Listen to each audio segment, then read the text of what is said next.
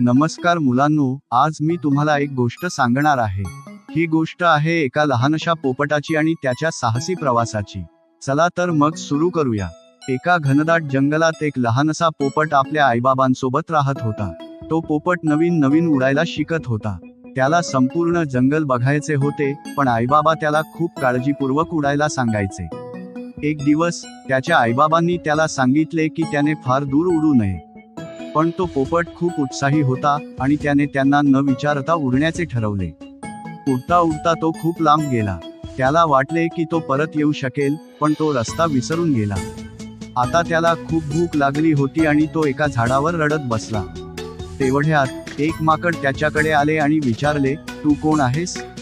इथे कसा आलास? लहानसा पोपट म्हणाला, मी माझ्या आईबाबांसोबत राहतो, पण मी रस्ता विसरलो आहे। मला घरी परत जायचे आहे। माकडाने त्याला एक फळ